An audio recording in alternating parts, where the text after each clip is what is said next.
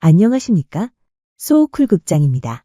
오늘은 아내와 친구의 배신에 세상이 싫어 출가했다가 선지식이 되어 세왕조의 털을 닦은 사나이 이야기입니다. 구독과 좋아요 그리고 알람 설정 부탁드립니다. 재미있고도 좋은 글로 보답하겠습니다. 조선왕조 500년의 털을 닦은 무학대사는 처음부터 큰 스님은 아니었다. 일설에 의하면 출가하기 전에는 장터를 헤매는 장사꾼이었다. 한 번 장사를 나가면 몇 달이고 돌아다녔는데 이렇게 돈을 벌고 다니는 동안 부인은 주막을 했다. 그런데 어떤 무리한이 술을 마시러 왔다가 무학의 부인에게 반해서는 집적거렸다. 무학의 부인 또한 사내답게 생긴 그 남자가 마음에 들었는지 같이 도망을 갔다. 그것도 모르고 오랜만에 무학이 집에 돌아왔는데 밤중인데도 불을 켜놓지 않아 깜깜한 절벽 같았다. 이상한 생각이 들어 집안 곳곳을 뒤지며 부인을 찾아보았지만 어디에도 없었다. 찾아도 찾지 못했는데 보다 못한 마을 사람들이 와서는 부인의 행실을 귀띔해 주었다. 세상에 믿을 사람이 없구나. 한마디 하고서는 집에 불을 질렀다. 그런 다음 길을 떠난 무학은 정처 없이 떠돌아다녔다. 길 가다가 산기슭에 있는 무덤가에서 쉬고 있는 어떤 청년을 만났는데 그 청년이 물었다. 아저씨는 어디 가십니까? 나는 이리저리 떠돌며 장사하는 사람이다. 그러세요. 그러면 따라가도 되죠. 이렇게 만난 청년과 동행이 되어 다니다가 하루는 주막에 묵게 되었다. 주막에서는 먼저 들어간 사람이 아랫목을 차지하는데 이 청년은 참 예의가 바른 것이 노인에게 아랫목을 양보했다. 그 모습을 본 무학이 생각했다. 이 사람은 믿을 만한 사람이구나. 내 아내는 나를 못 믿고 떠났지만 이 청년만큼은 내가 믿을 수 있겠다. 이 사람하고 다니며 장사를 해야겠구나. 그래서 청년에게 말했다. 여보게 청년. 자네 장사를 얼마나 했는지 모르지만 자네를 보니 참 점잖고 훌륭한 사람이네. 내가 돈을 댈 테니 나하고 같이 장사를 한번 해보세. 그러자 청년이 딱 잘라 거절했다. 절대로 안 됩니다. 처음에는 돈을 누가 대든지 상관없지만 나중에 돈을 벌게 되면 욕심이 생기게 마련입니다. 그러면 아무리 좋은 사이라도 깨질 수밖에 없습니다. 들어보니 맞는 말이라 무학이 제안을 거두었다. 하루는 청년이 포목짐을 짊어지고 가는데 신발에 남의 논의 검불이 붙어 따라온 것을 발견했다. 청년은 짐을 무학에게 맡긴 채 사십리 길을 되돌아가서 그 검불을 논에다 떼어놓고 왔다. 무학은 성실하고 정직한 이 청년이 더욱 마음에 들었다. 거절하는 청년을 설득해서 결국 동업을 시작했다. 한 3년을 이 청년과 같이 장사를 해서 많은 돈을 벌었다. 그래서 그 돈을 금덩이로 바꿔서는 청년에게 맡겼다. 그러다 음력 4월쯤에 어느 날 밤 뒷간에 간다고 나간 청년이 영 돌아오질 않았다. 청년을 믿고 있던 무학은 설마하며 기다렸다. 그런데 밤이 지나고 새벽이 되어도 돌아오지 않자 그가 놓고 간 행장을 풀어보았다. 짐작한 대로였다. 포목만 남기고 금덩이만 홀랑 가지고 도망을 한 것이었다. 무학은 세상에 그만 정이 뚝 떨어졌다. 세상에 믿을 사람이 하나도 없구나. 아내도 믿을 수가 없고 그렇게 믿었던 청년마저 배신하다니. 자탄하고는 그때부터 장사에도 돈에도 미련을 다 버리고 그저 정처 없이 떠돌아다녔다. 이듬해 봄이 되어 초목이 자라나고 꽃이 피고 개미가 나오는 때가 되었다. 무학이 길을 가다 외딴 구석에 앉아 쉬고 있을 때 저기 멀리서 불승이 한 사람 오고 있었다. 그런데 그 불승의 걸음이 이상했다. 갈짓자를 그리며 걸어오고 있었다. 제엔장. 저중은 왜 곧은 길로 안 가고 갈짓자로 꺾어가며 다니는 거지? 무학은 그 불승이 올 때까지 턱을 세우고 몇 시간을 기다리고 앉아 있었다. 그렇게 걷는 이유가 너무 궁금했기 때문이다. 불승이 다가오자 무학이 물었다. 여보, 스님. 일이 바쁜 세상에 어찌 갈짓자걸음을 걸으며 오는 거요? 소승 문안드립니다. 속가에 계신 분은 소승의 뜻을 잘 모르십니다. 그 뜻을 들어볼 수 있겠소. 보시다시피 지금은 음력 3월로 산천 초목과 모든 생물이 다 땅으로부터 피어나오는 때입니다. 내 갈 길이 바쁘다고 해서 서두르다 보면 발밑에 수많은 곤충이 하루에 수십만씩 밟혀 죽겠지요. 그런 일이 있어서는 안 됩니다. 그래서 곤충을 살펴 그 빈자리를 걸어가자니 자연히 갈짓자걸음이 되었습니다. 모학이 가만히 들어보니 생전 처음 듣는 얘기지만 참 그럴듯했다. 모학은 자기도 모르게 말했다. 스님, 나도 스님하고 같이 가면 중이 될 수 있어. 물론입니다. 저하고 같이 가시면 증이 될 수 있습니다. 그래요? 그럼 같이 갑시다. 그러고는 그날로 절에 들어가 행자가 되었다. 모학은 행자로 1년을 고생한 후에 계를 받고 불승이 되었다. 그날부터 모학은 크게 뜻을 품고 절 밖으로 나가지 않았다. 그 대신에 기도 스님이 되어서는 마음으로 3년을 약속하고는 불공을 드렸다. 아침, 점심, 저녁 하루 3번 불보살께 공양을 올렸다. 나무아미타불 관세음보살. 연불을 외며 불공을 드렸다. 모학의 불공이 어찌나 지극정성이었던지 한 번은 관세음보살이 그를 시험하기 위해 사냥꾼으로 변장하고 나타났다. 모학이 아침 공양을 올리고 있는데 관음보살이 그 뒤에서 화살을 겨누고는 말했다. 배가 고파 죽겠으니 공양 올리는 밥을 내게 좀 먼저 주시오. 안 됩니다. 불공이 끝나면 가져다 드리겠습니다. 그러니 잠시만 기다리시지요. 배가 고파 죽겠는데 기다리라니 그럴 수는 없소. 지금 주지 않으면 당신에게 쏘겠소이다. 그 화살에 맞아 죽을지언정 부처님보다 공양을 먼저 드릴 수는 없소이다. 그러자 화가 난 사냥꾼은 모학의 가슴을 겨냥하면서 활을 쏘았다. 모학은 아이코, 이렇게 죽는구나. 하고는 눈을 질끈 감았다. 그런데 얼마쯤 있다 보니 죽은 게 아니었다. 분명 활을 맞았는데 화살이 자기의 가슴에 꽂혀 있지 않았다. 돌아보니 자기에게 화살을 쏜 사냥꾼도 자취를 감추고 보이지 않았다. 호련 10년 묵은 체증이 내려가는 것 같이 속이 시원해지더니 눈앞에 세상이 환해졌다. 화련관통, 환하게 통하여 도를 깨달은 것이었다. 관음보살의 가피를 입은 그때부터 모학은 좌견천리 입견만리 할 수 있게 되었다. 말 그대로 앉으면 천리가 보이고 일어서면 만리가 보였다. 그래서 없을 무에 배울 학을 써서 배우지 않고 깨달은 자라는 뜻으로 스님들이 그를 무학이라고 불렀다. 하지만 다른 이야기도 전한다. 충청도 간월도에 사는 어떤 여인이 출산을 앞두고 장에 어리굴젓을 팔러 가던 길에 숲에서 아이를 낳았다. 집에 돈이 너무 필요한 일이 있어서 어리굴젓을 팔아야만 했는데 신생아를 데리고 장에 갈 수가 없었다. 하는 수 없이 나뭇가지로 덮어두고 장에 가서 어리굴젓을 팔고 왔더니 학 한 마리가 아이를 감싸 보호하고 있다가 모학이라고 울며 날아갔다고 한다. 이에 학이 춤춘다는 뜻에 모학이라고 이름 지었다가 출가 후 배우지 않고 깨친 자라는 뜻인 모학으로 고쳐 부르게 됐다고 한다. 서산대사 휴정이 쓴 설봉산 서광사기에 모학대사에 관한 이야기가 있다.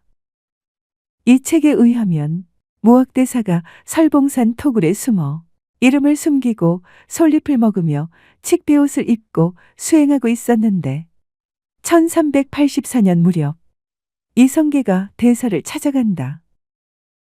그런데 이성계가 모학이 있는 곳을 찾아가는 사연이 무척 흥미롭다. 이성계는 1384년 무렵 함경도 남쪽의 학성으로 거처를 옮겨 살고 있었는데 어느 날 이상한 꿈을 꾸었다. 일만 집의 닭들이 꽃기호하고 일시에 울고 일천의 집에서 일제히 다듬이 소리가 났으며 낡은 집에서 석갈에 셋을 지고 나오니 꽃이 지고 거울이 떨어져 깨지는 꿈이었다. 꿈이 하도 이상해서 해몽자라기로 소문난 이웃 노파에게 부탁했더니 그 노파가 자기는 깜냥이 안 된다고 사양하며 도가 높기로 유명한 수행자 무학이 있는 곳을 알려주었다. 그곳이 현재 북한의 강원도 안변군 설봉산에 있는 고려 후기에 창건된 사찰 서광사였다. 이성계가 안변으로 찾아가서는 무학을 방문해 해몽을 듣게 되는데 무학은 이 꿈을 이성계가 임금이 될 것을 예고하는 꿈으로 풀이한다. 다시 말하면 일만집에 닭 우는 소리는 높고 귀한 지위를 축하하는 것이고 일천집의 다듬이 소리는 임금을 모실 사람들이 가까이 와 있음을 알리는 것이며 꽃이 지면 열매를 맺고 거울이 떨어지면 소리가 나는 법이며 또 석갈의 셋을 사람이 지면 임금 왕자가 된다고 하는 해몽이 바로 그것이다. 해몽 후 머물던 절의 이름을 왕의 꿈을 해석한 절이라 하여 서광사라 하고 3년을 기한으로 500성인을 모셔다 제를 드리면 왕업을 이루는데 도움이 될 것이라 했다. 이에 이성계는 당장 서광사를 확장해서 3년 동안 큰 불공을 들였다고 한다. 이성계가 새로운 나라 조선의 왕이 된 후 무학이 한양을 신도읍지로 점친 다음에 이성계를 도와 궁궐을 지으려고 기둥을 세울 때마다 쓰러지기를 3번이나 했다. 불길한 예감에 고민하며 무학이 서성거리는데 그때 근처에서 밭을 갈던 농부가 자기 소를 보고 미련하기가 무학보다 더하다고 꾸짖었다. 이에 정신이 번쩍 든 무학이 그 농부에게로 가서 가르침을 청했다.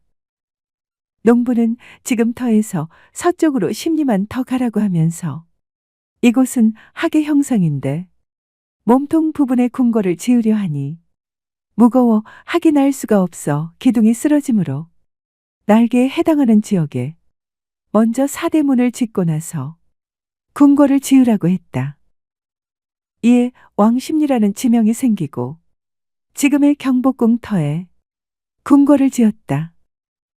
무학은 조선을 건국하는데 커다란 힘을 보탰지만 이후 이성계의 요청으로 신도읍지를 결정하는 문제에 참여한 것 외에는 자기가 할 일은 다 했다고 생각하여 일선에서 후퇴한 뒤 대체로 양주 회암사에 머물며 수행과 교화에 전념했다. 왕자의 난 이후에 태종이 여러 신하를 함흥의 이성계에게 보냈으나 뜻을 이루지 못했다. 그래서 함흥차사 일화를 낳기도 했으나 무학은 1402년 태종 이방원의 청을 받아 함흥에 머무는 이성계를 설득해 한양으로 돌아오게 했다. 이성계는 무학대사의 청을 거절할 수 없어 한양으로 돌아오는데 도중에 양주 회암사에 들어가 한동안 거기 머물며 무학대사와 함께 울분을 달랬다. 5번째 아들 이방원에게 이성계가 왕위를 물려주었지만 실권은 여전히 이성계에게 있어 한양으로 환궁하지 않고 양주에 머물러 삼정승을 포함한 조정의 대신들이 양주 부근의 회암사까지 와서 정무를 의논하고 윤허를 받았다는 데에서 의정부라는 지명이 생겨났다. 그 외에도 무학대사와 이성계 사이에는 많은 일화가 있다. 한 번은 이성계가 무학을 보고 돼지 같다고 하니 무학은 이성계를 보고 부처님 같다고 했다. 이성계가 그 까닭을 물은 즉 부처님 눈에는 부처님만 보이고 돼지 눈에는 돼지만 보인다는 대답을 해서 이성계를 부끄럽게 만들기도 했다. 들어주셔서 고맙습니다. 용어 풀이와 참고문헌 그리고 자료 출처는 명기만 하고 따로 읽지는 않겠습니다. 참고하시기를 바랍니다.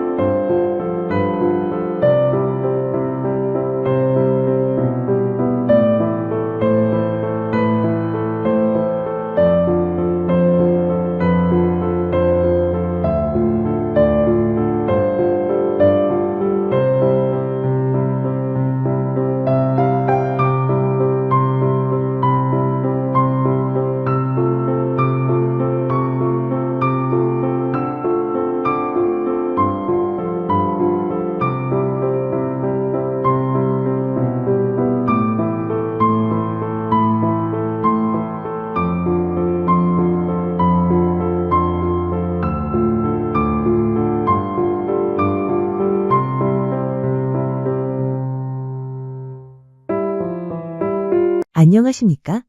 소쿨 극장입니다. 오늘은 밥 한 그릇의 공덕이 가져온 이야기입니다. 구독과 좋아요 그리고 알람 설정 부탁드립니다. 재미있고도 좋은 글로 보답하겠습니다. 옛날에 어떤 노스님이 어린 상자를 데리고 길을 가는데 배가 무척 고팠다. 참다 못한 동자승이 말했다. 스님, 배가 고파 한 걸음도 더는 못 가겠어요. 먹을 것 좀 구해주세요. 조금만 더 가자. 그러면 먹을 게 있을 게다. 산 밑으로 내려가니 한 노파가 참외밭을 지키고 있었다. 스님이 합장하고 말했다. 소승 문안드립니다. 어린 동자승이 배가 고프다고 하니 고부랑 참외라도 하나 요기 좀 시켜주십시오. 평생 일도 안 하고 놀고 먹는 중들에게 줄 참외가 어딨어? 좋은 참외는 팔아서 쌀 사다가 먹어야 하고 못생긴 꼬부랑 참외는 집에 있는 손자들 주전부리로 가져다 주어야 하니 당신네 중들에게는 줄 것이 없소이다. 보살님, 그러면 참외 껍질이라도 좀 주십시오. 그것도 안 되지요. 좋은 건 집에 가져가 된장에 넣어 먹어야 하고 시원찮은 건 돼지밥으로 써야 하고 그러시다면 할 수 없지요. 그럼 흘린 참외씨라도 몇 개 주십시오. 그것은 주워 가시오. 노스님이 땅에 떨어진 참외씨를 조금 주었다. 그런 다음 그 옆을 보니 모깃불을 피우고 난 재가 수북했다. 호미도 걸려 있고 스님이 부탁했다. 노보살님, 호미를 좀 빌려줄 수 없을까요? 그래, 호미는 빌려주지요. 이 재를 좀 써도 될까요? 맘대로 하시오. 스님은 호미로 흙을 파고 재를 섞은 후 참외씨를 심었다. 조금 있으니 싹이 돋아나고 넝쿨이 쭉쭉 뻗었다. 그러더니 메추리할 만한 참외가 주렁주렁 열렸다. 그 참외가 어른 주먹만 해지더니 마침내 노랗게 익었다. 그러자 노스님과 어린 상자 둘이 앉아서 실컷 따먹었다. 노스님이 말했다. 덕분에 참외 잘 먹었습니다. 이 모습을 본 노파가 신기해하면서 말했다. 그 스님, 제주가 참 신통하구먼. 잘 가세요. 노보살님, 무릎이 귀 넘어 어깨까지 넘어가서 고부랑하도록 사세요. 노스님은 이 말을 남기고 어린 상자와 함께 길을 떠났다. 한나절 걸어가다 보니 또 배가 고파진 상자가 칭얼거렸다. 아이고, 스님, 배가 고파 더는 못 걷겠어요. 조금만 더 가자. 들판엔 한창 가을거지하고 있었다. 어떤 하녀처럼 보이는 처녀가 광주리에 밥과 반찬을 잔뜩 담아 머리에 이고는 걸어가고 있었다. 노스님이 부탁했다. 젊은 보살님, 이 어린 중이 배고프다고 하니 요기하게 밥 한 술만 주세요. 아이고 스님, 그렇게 하시지요. 밥 광주리를 내린 처녀가 광주리를 덮은 보자기를 열자 두 사람은 달려들어 밥을 먹었다. 원래는 조금만 먹으려 했는데 밥과 반찬이 얼마나 맛있었던지 다 먹어버렸다. 노스님이 부끄러워하면서 말했다. 아이고, 먹다가 보니 다 먹었네요. 이거 어떻게 해야 좋습니까? 스님, 걱정하지 마세요. 얼른 집에 가 다시 밥을 해서 일꾼들 갖다 주면 됩니다. 스님들은 그냥 가세요. 불이 나게 동네로 뛰어내려가는 하녀를 보며 스님이 말했다. 벼락이나 맞아 죽으라. 어린 상자가 이상해서 물었다. 처녀가 밥을 줘서 우리가 잘 먹었는데 벼락을 맞으라고 해서야 되겠습니까? 너는 모른다. 공부를 많이 하면 차차 알게 된다. 가자. 잠시 후 구름이 모여들고 오르릉 번쩍 천둥번개가 치더니 하녀가 동네에 들어가기도 전에 벼락에 맞아 죽어버렸다. 이를 본 동자승이 깜짝 놀라 말했다. 아이고, 딱하지. 저걸 어떻게 해야 좋아요? 너는 모른다. 아까 말했잖니. 돌을 닦으면 알게 된다고. 자, 그만두고 어서 가자.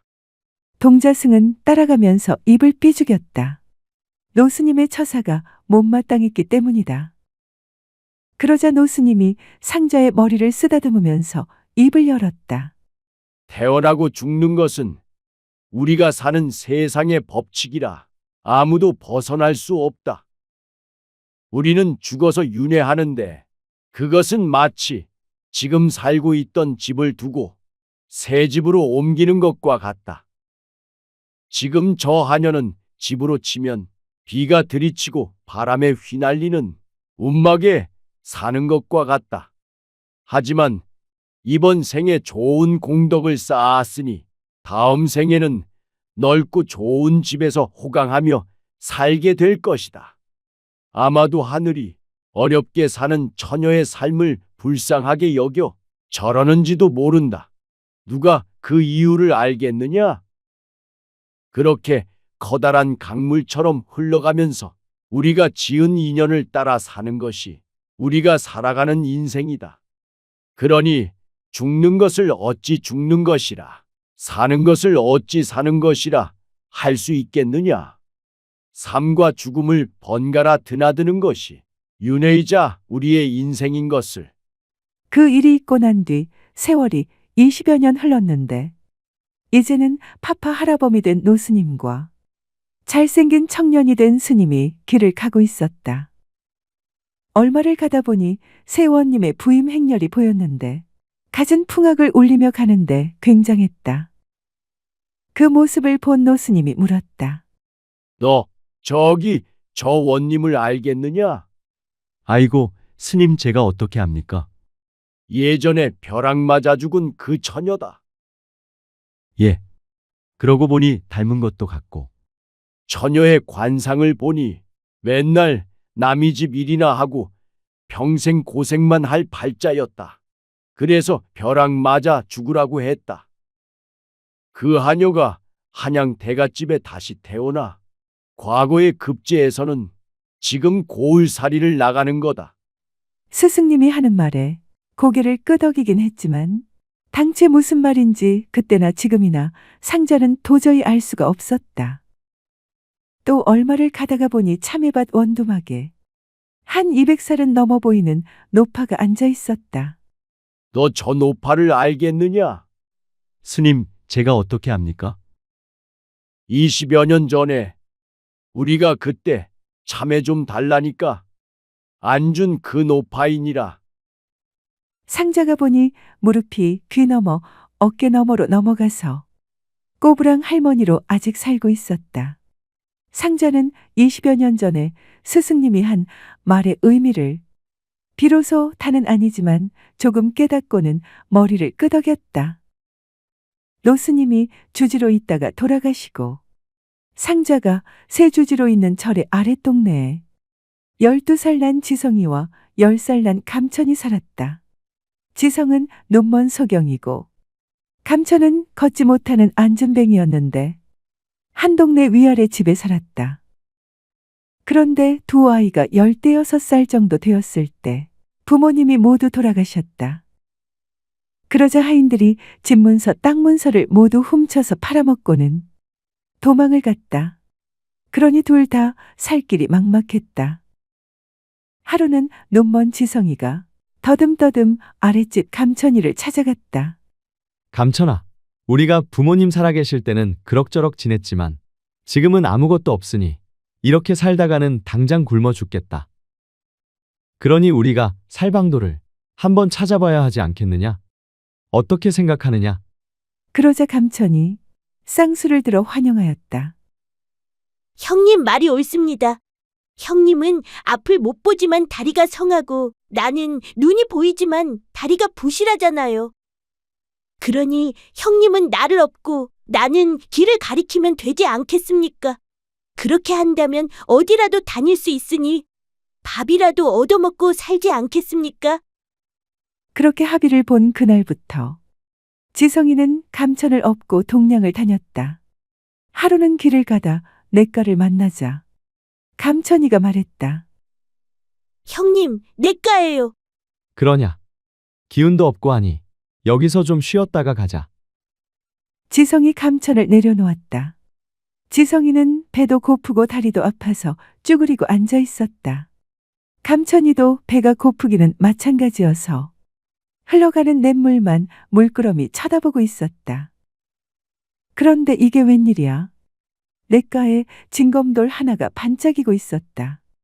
무언가 하고 보니 목짓만한 금덩이였다. 감천이 말했다.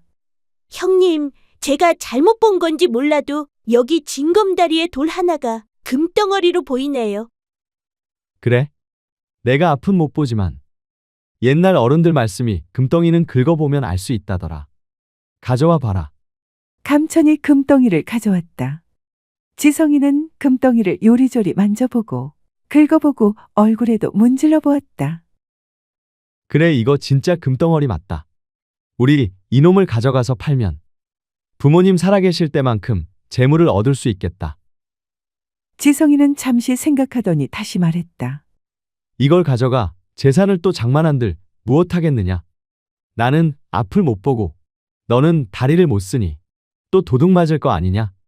죽 써서 개주는 꼴이지. 그러니까 이 보물을 차라리 부처님께 가져다 바치자. 예, 형님 말이 맞습니다. 그렇게 합시다.